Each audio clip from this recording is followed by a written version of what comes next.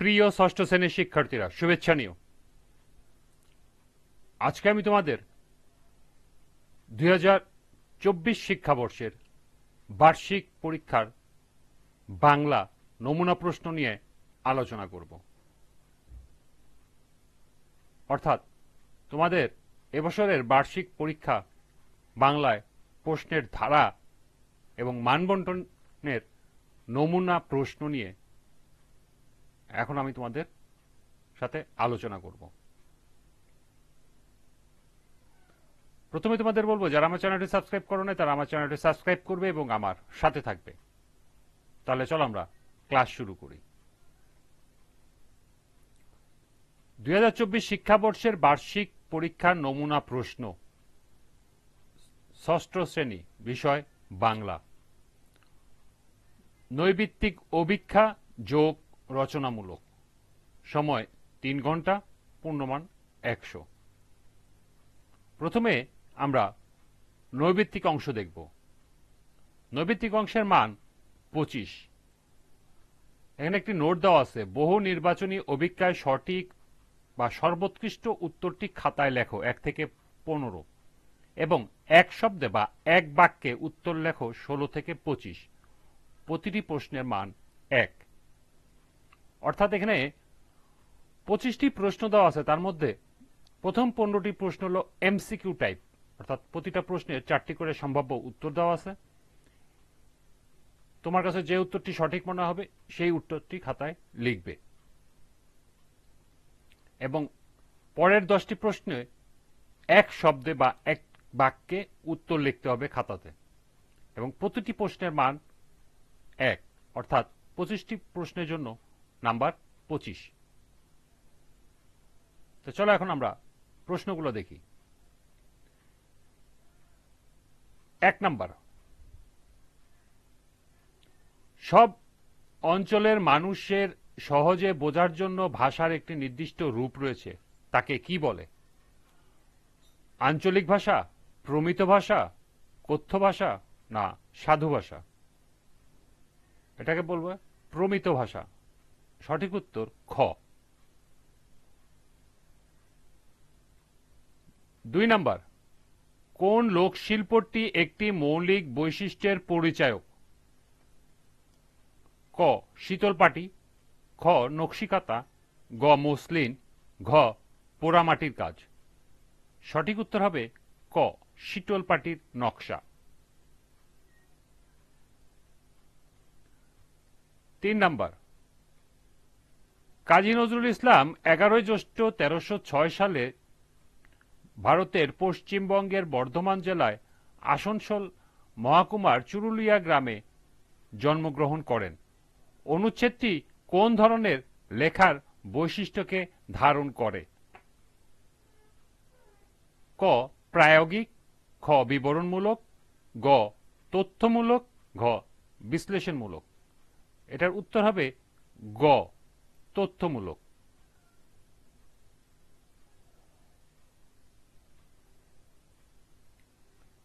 নিচের কবিতাটি পড়ে পরবর্তী 2টি প্রশ্নের উত্তর দাও। কেমন করে বিদ্যুপুরী সিন্ধু সেচে মুক্ত আনে, কেমন করে দুঃসাহসী চলছে উড়ে স্বর্গপানে?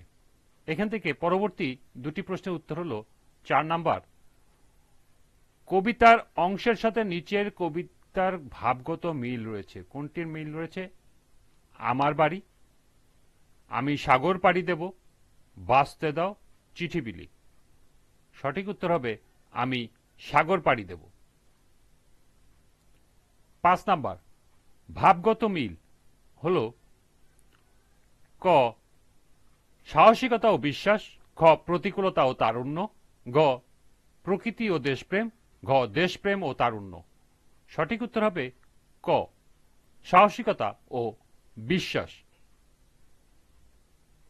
এরপর 6 নাম্বার,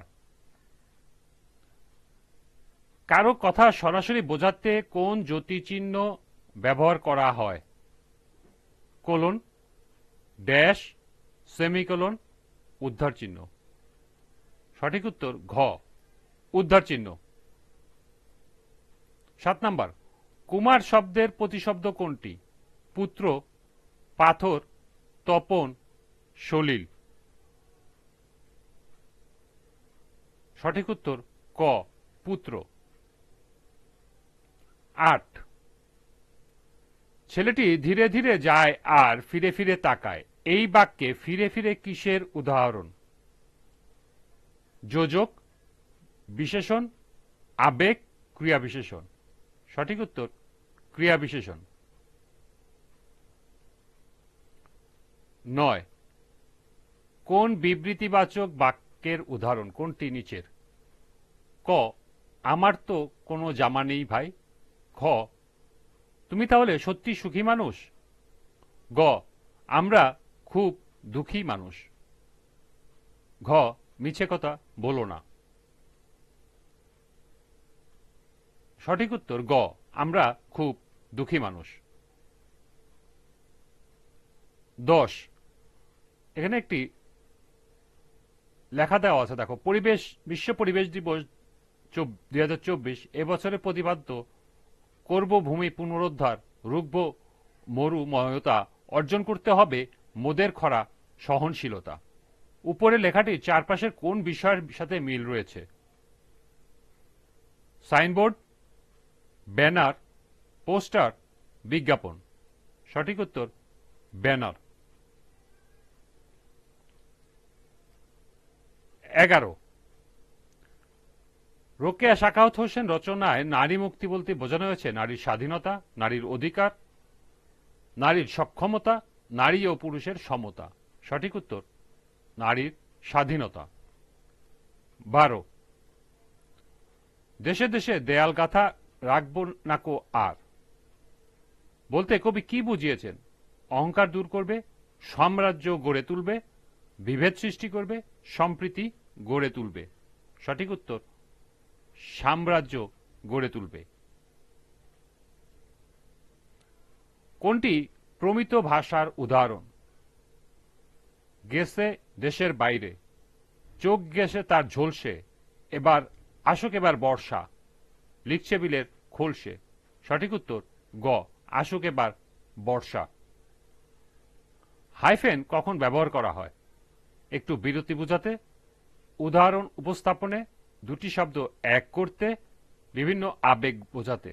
সঠিক উত্তর গ। সর্বশেষ ১৫, চেষ্টা করো অনুষ্ঠানে সবাই যেন উপস্থিত থাকে। কোন বাক্যের উদাহরণ?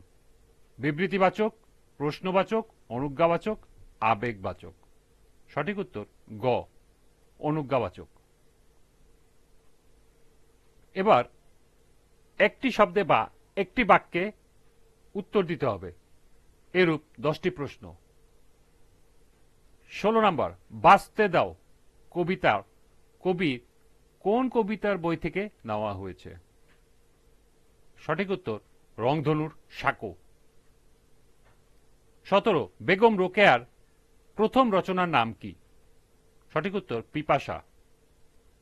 ১৮, কোন লোকশিল্প আমাদের দেশের মেয়েদের সহজাত শিল্পগুণ?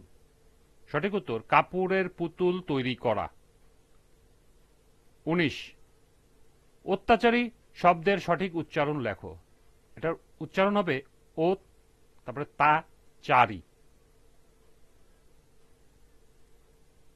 ২০, তিনি অনেক বড় মনের মানুষ। এই বাক্যে বড় শব্দটি কোন অর্থ প্রকাশ করেছে? সঠিক উত্তর উদার।